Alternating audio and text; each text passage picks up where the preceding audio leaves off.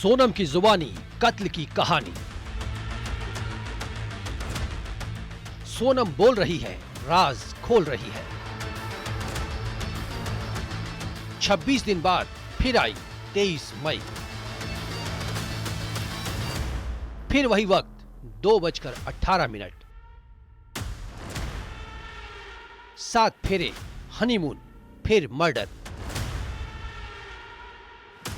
राजा murder का recreation live.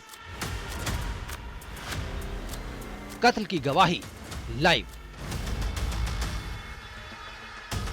Sohra में आशिकाना मौसम हो रहा है, बारिश हो रही है, यानी हनीमून कपल के लिए एकदम मौसम romantic.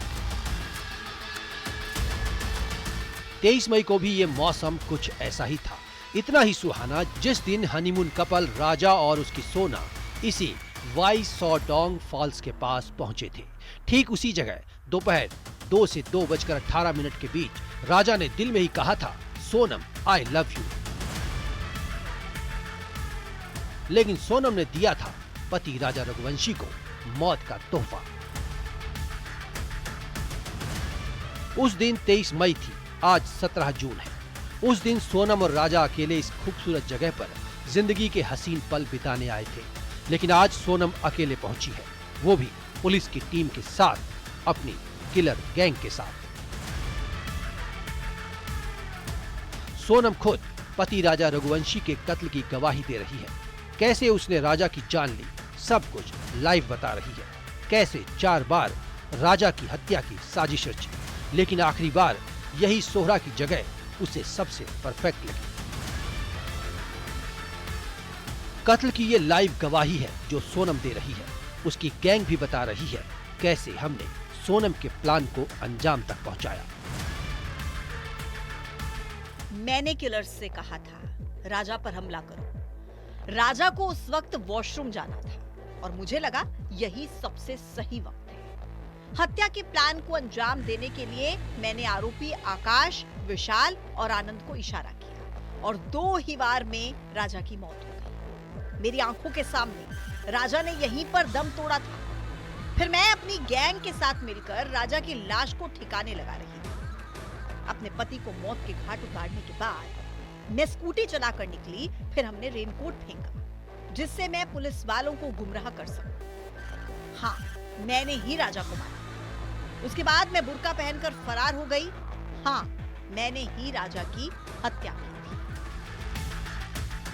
After that, we had gone to the viewpoint. We had ascertained where Raja was standing.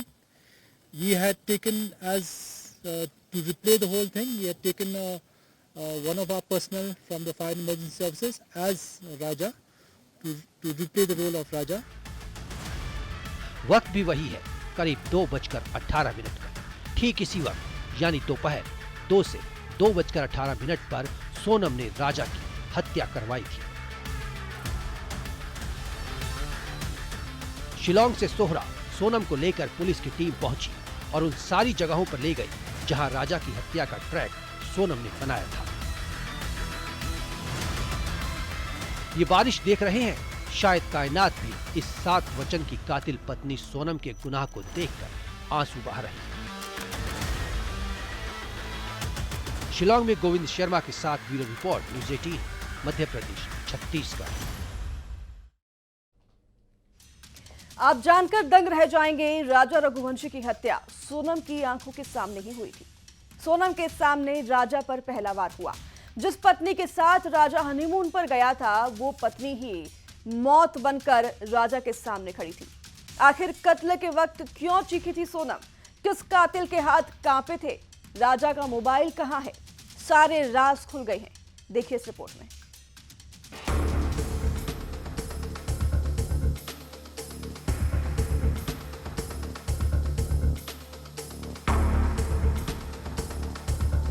बेरहम सोनम का इशारा, कातिल गैंग तैयार। 2 डाउ से राजा के मर्डर का प्लान। राजा के सामने खड़ी थी सोनम। सोनम की आंखों के सामने पहला वार। राजा का खून बहा, चीख कर भागी सोनम। किस कातिल के कांपे थे हाथ? कत्ल के वो 18 मिनट। अब सुनिए उन 18 मिनट की दहशत की कहानी को। पुलिस की टीम सोनम और दूसरे आरोपियों को उसी स्पॉट पर लेकर गई। आखिर कैसे हुआ था राजा हत्याकांड? किस आरोपी की पोजीशन कैसे थी? तो आप जानकर दंग रह जाएंगे। सोनम राजा के सामने ही खड़ी थी। ये खुलासा एसपी शिलोंग ने किया है। राजा को सारे आरोपियों ने घेर लिया था। इधर सोनम का इशारा हुआ और विशाल ने डाउ से पहला वार किया, पूरी ताकत के साथ। सोनम ने ये सब कुछ अपनी आंखों के सामने होते देखा, यानी रिश्तों के खून की चश्मदीद सोनम थी। Sonam was there when this happened and all that, and Sonam had already given a signal to them just before the parking lot that they should finish the job, and Sonam was close by. In fact, she was in front when this happened. Sonam was in front, Raja was behind, Vishal was to the right, Akash was just to the behind but to his left, and Anand was to his right. और to his left. सिर्फ यही नहीं, जैसे ही राजा पर हमला हुआ उसका खून बहने लगा तो चीखकर डर के मारे भागी थी बेरहम सोनम। सुनिए। When the first hit was given by Vishal and the blood came out and he had fallen, which we have reconstructed that, she ran off from that place because he was screaming, so she just moved away from that spot. And the body was thrown by the three of them. Two of them held from the hands and one person held from the legs. And he was thrown down. आरोपी विशाल, आकाश और आनंद राजा पर हमला कर रहे थे। इस वक्त एक ऐसा मौका भी आया जब एक कातिल के हाथ कांप रहे थे। वो हमला ठीक से नहीं कर पाया। वो आरोपी है आनंद कुर्मी। राजा की हत्या के बाद दो आरोपियों ने लाश को हाथ से उठाया। तीसरे आरोपी ने लाश को लात से फेंकने में मदद की। यानी पुलिस की माने तो सोनम ने राजा की लाश को खाई में फेंकने में मदद नहीं की थी। अब सवाल है कि आखिर कितने हथियारों का इस्तेमाल किया गया था। तो पुलिस की माने तो 2 डाउ लेकर हत्यारे पहुंचे थे, जिसमें एक हथियार तो 2 जून को मिल गया था, जिस दिन राजा की लाश मिली थी, लेकिन दूसरे हथियार की तलाश जारी है। बारिश होने की वजह से वो हथियार रिकवर नहीं हुआ है। अब कल फिर रिक्रिएशन होगा। The victim with that using that weapon on the victim has been ascertained, and where that weapon was thrown from has also been ascertained. कत्ल की गवाही, वारदात का रिक्रिएशन। मुलखिया से नौंगरी घाट के बीच दोस्ती हुई। एक साथ सभी आरोपी वेईसौ डोंग पहुंचे। सोनम वहीं राजा को लेकर पहुंची।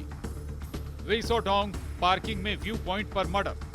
पहला वार किया विशाल ने। 2 डाउ से हुआ था हमला। सोनम और एक आरोपी ने मोबाइल तोड़ा। पुलिस की माने तो ये लव ट्रायंगल का मामला। दूसरे एंगल पर भी हो रही है जांच। राजा की हत्या से किसे होना था फायदा? क्या राजा की हत्या के पीछे सोनम की बेवफाई है, या फिर इस मर्डर में किसी और को भी फायदा होना था? क्या राज को कोई बड़ा कॉन्ट्रैक्ट मिलने वाला था? क्या इससे हत्या का कनेक्शन है? अकाउंट डिटेल्स भी खंगाली जा रही है।